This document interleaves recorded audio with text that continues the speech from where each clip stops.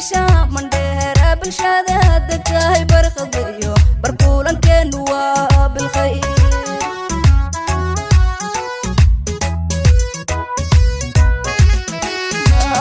بحسن رسية بالد كني وجر هي بيشا من دهر بالشادة دكاي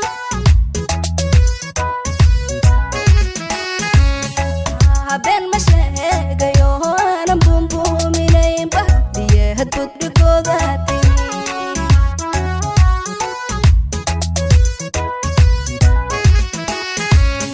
أنا بوقشي يا باردي وصلاهم بان صوبحو رئيس الوزراء ku-xigeenkii hore ee Soomaaliya Ugaas Cabdiwahaab Ugaas Xuseen ayaa safar ku soo gaaray magaalada Gaarisa waxaana ku soo dhaweeyay xubno ka mid ah ugaasyada duubabka dhaqanka mas'uuliyiinta golaha hoose ee deegaanka haweenka iyo dhalinyarada ismaamulka Gaarisa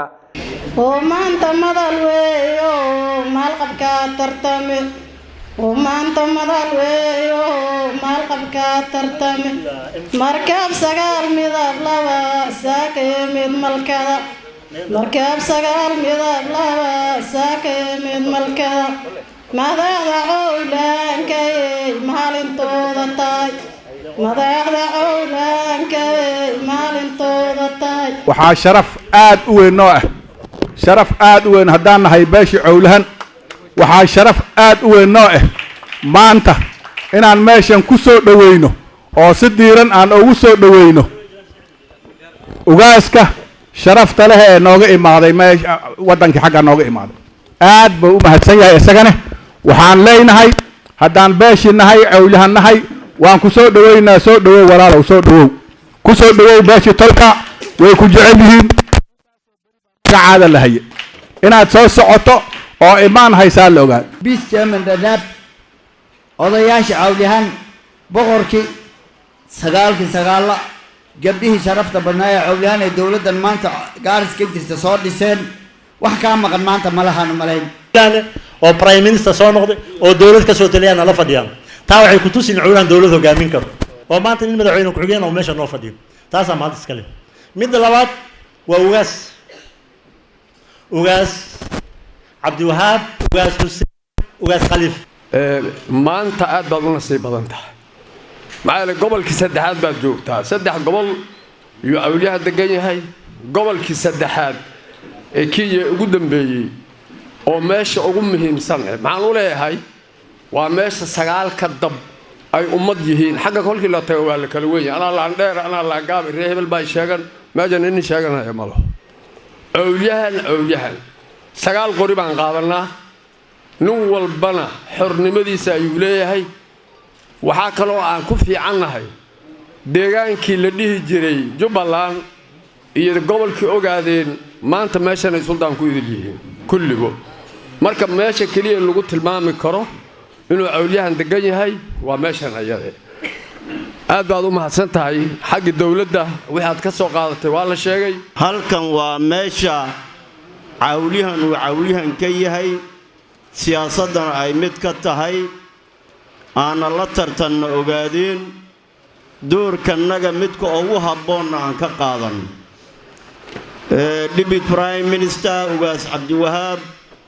maanta waxaa ku sharaf ah annagana noo sharaf ah nin cawliyahan oo maqaam Prime Minister siyaasad ka gaaray inuu na soo booqdo xurma iyo xishmad iyo wanaag iyo kalsooni bay noo tahay haddaan nahay cawliyahanka deegaanka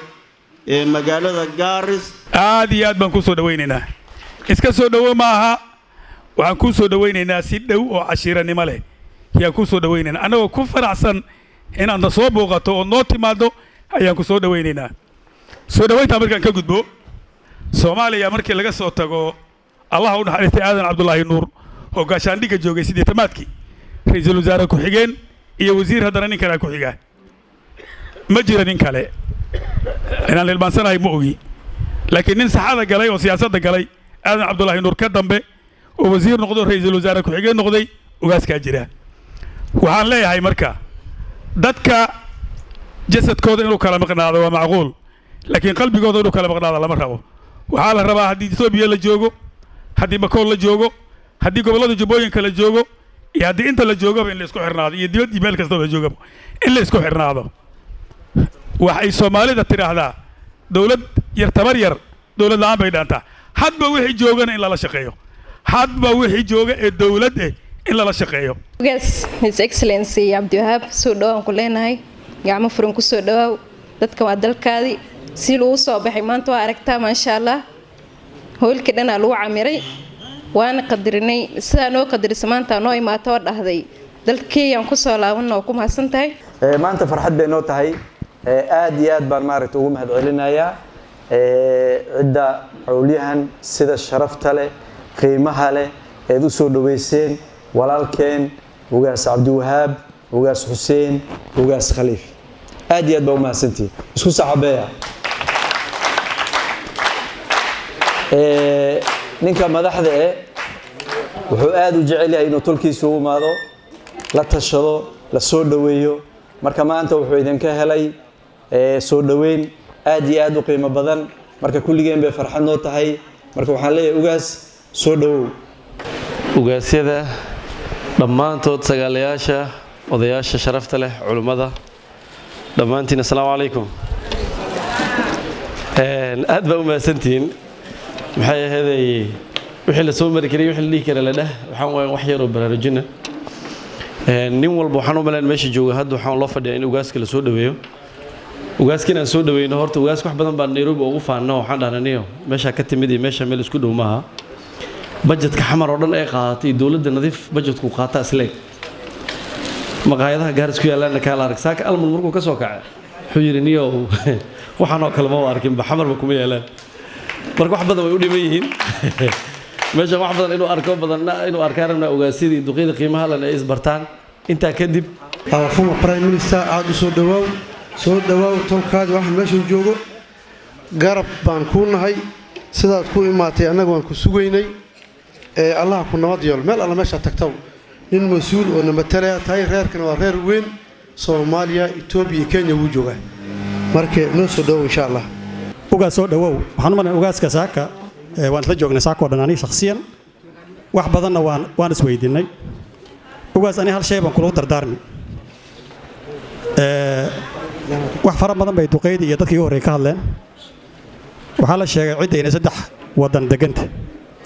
laakiin ugaas waxaan rabaa inaan horseedo hadduu Ilaahay yiraaho midnimadii saddexda wadan cidda inaad horseedaan rabaa hadduu Ilaahay yiraaho waan ognahay hadda aan joogno gaballa ay cidda degan tahay oo xuduudda Itoobiya Soomaaliya ku yaalo inuu ka jiro colaad dadkii loo baahnaa inay garab istaagaan ay yihiin dadkan meeshan jooga ugaas waxaan u maleynayaa cid walba qof aysan soo saaraa saaka wax badan baan ka sheekaysan waxaan rabnaa Ilaahay yiraahdo mustaqbalka inaad noqoto qofkiisa soo saar lahaa oo cidda midaan lahaa saddexda wadan ay degan yihiin intaan wax kaga bixi ugaaska iyo soo dhaweyntiisa marka maxaan ku leenahay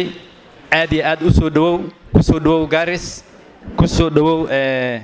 Kenya tolkaadi ku soo dhawow si sharafna ugu soo dhawow wixii aad naga dhaliishane markaad xagga tagto ha naga sheegin marka midda koowaad ugaas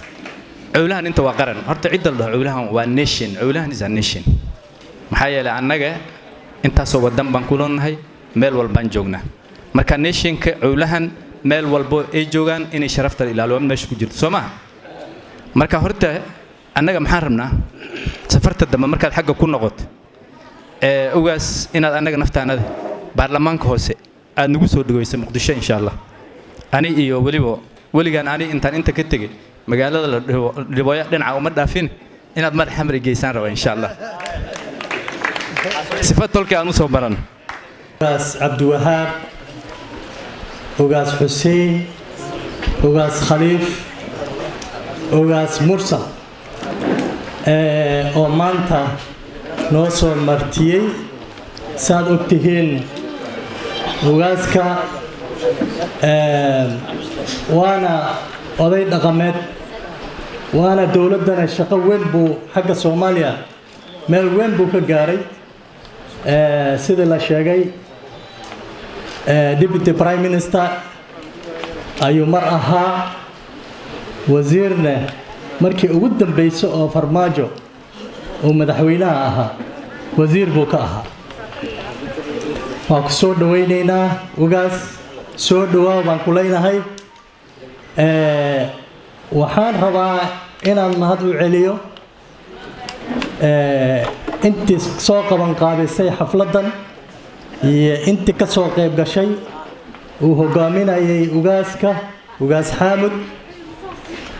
waana ka soo qayb galeen sagaalayaha odayaasha culimadiinka haweenka dhalinyarada aad iyo aad baad u mahadsantihiin ugaaska waxaan ku leeyahay horta soo dhawaaw imaashadaada annagayba sharaf noo tahay waana ku soo dhawaynaynaa sharafta aadna sharaftana waxaan ku leeyahay allah ku sharfo ra-iisul wasaare ku-xigeenkii hore ee Soomaaliya ayaa ka hadlay muhiimadda ay leedahay nabadda, midnimada iyo walaalnimada, wuxuuna kaga digay Soomaalida degta gobolka Waqooyi Bari Kenya inay ka fogaadaan khilaafka dhana maamulka dowladnimada. Wuxuu dhanka kale wax lagu faano ku tilmaamay xilalka waaweyn ee Soomaalida ay ka hayaan dhanka ammaanka ee uu siiyay madaxweynaha dalkani Kenya Mr William Ruto, wuxuuna shacabka ku booriyay inay ka hortagaan fal kasta oo wax u dhimaya ammaanka loo wakiishay Soomaalida. arrimaha Soomaaliyana de kulley siyaasad ka hadli mayno waxa muhiim ah in dawlad kasta oo jirta in la shaqeeyo Soomaaliya hadda dawlad baa ka jirta way iska tabarir tahay wadanka waa la haystaa sida ay tahayna waxa la rabaa naftooda wixii aad ku taageeri kartaan inaad ku taageertaan tiinan hadda iniga aad haysataan ee Garissa County inaad ilaashastaan tan weyn ee hadda Soomaaliya ee Kenya joogtana aniga kulley siyaasadda muddan ku jiray weli ma arkin dawladdan hadda jirta ee Ruto oo madaxweynaha ka yahay in Soomaali sida uu hadda u siiyay xilalka weli lama soo marin maanta security wadanka wuxuu gacanta ugu jiraa Soomaali wasiirka gaashaandhiga taliyihii nabad sugidda booliiskii CID yani Kenya inaga gacanta ku hayna taahe in la hayo u baahan tahay marka in lagu magacaabo wax weyn ma ah laakiin ma hayn kartaa weey say ku hayn karaan marka madaxda inuu la shaqeeyo oo taageera waa tijaabo hadan ku fashilna amniga Soomaaliya loo dhiibay ilaa Kenya waa 47 county Soomaaliya markii ugu horeysay taanafteedu waa tijaabo weey hadan la shaqeynin oo nimanka dhibka badan afka duuban ilaa waxaan isayna waa nimankaas shabaab weey aan laga la shaqeynin xuduudeennana inaga aan xidhanin hadda waxa weeye waa fashilmayna maanta in wax la macaarado oo dawladda isin la burburiyo oo nin mas'uul ah nooc noqdo ha noqdee la macaarado annaga Soomaaliya kaliya ku waana qaata maxay yeelay dadka Soomaaliya joogay ee dawladdu ay ka jirtay ee shanta Soomaaliyeed markii dhigi jiray caalanka Soomaaliyeed xagga ka iman jiray maanta halkan ay qaxooti ku yihiin halkan ay marti ku yihiin taana waxa keenay khilaafka jamhuuriyadda Soomaaliya dhaxgalay iyo in dawlad isan lala dagaalamo taa marka waxaan ku waanin lahaa inaad midnimadaas ka shaqeysaan hadda waxaan ka hadlaynaa Kenya ma aha waa Garissa County oo ay Soomaali degan tahay oo koomada degan yahay ogaadeen degan yahay cawliyahan degan yahay haddana madaxweynihiina baa wuxuu yahay cawliyahan